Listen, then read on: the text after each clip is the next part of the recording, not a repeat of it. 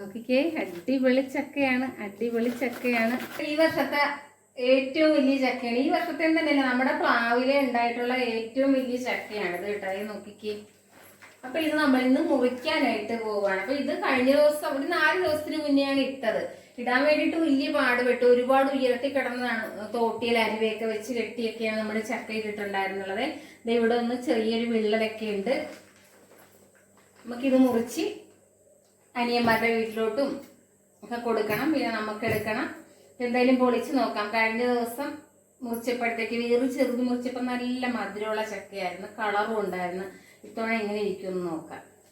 ഇന്നലെ മുറിക്കണമെന്ന് വിചാരിച്ചതാണ്. പിന്നെ ഞാൻ വിചാരിച്ചു ഒത്തിരി ഇവിടെ പഴുത്തോട്ടെ എന്ന് വിചാരിച്ച് അങ്ങനെ വെച്ചേക്കുമായിരുന്നു. ചക്കയിലെ ചറയൊക്കെ ഒഴുകി പുറത്തോട്ട് വേണം. ചക്കപ്പശ നമ്മൾ ഒരു കോല് വെച്ചിട്ട് ചുറ്റിക്കളയുകയാണ്.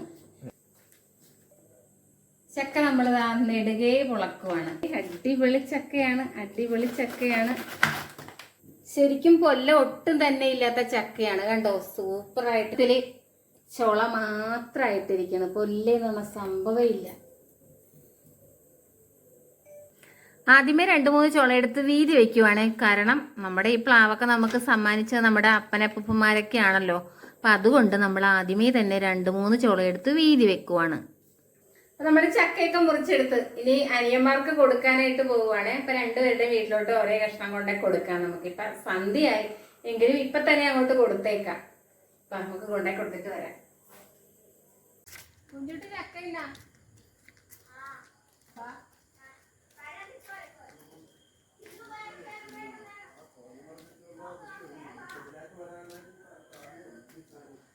ചക്കയും കൊണ്ടുവന്നിട്ടുണ്ട് കേട്ടാ.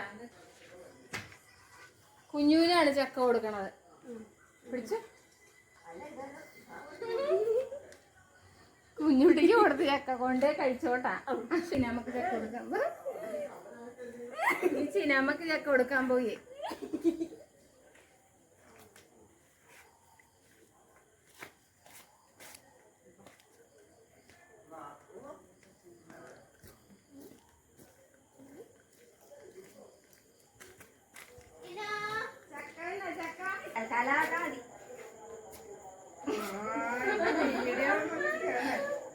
അപ്പൊ ചക്കയുടെ പരിപാടിയൊക്കെ നമ്മുടെ ഇന്നത്തെ തീർന്ന്.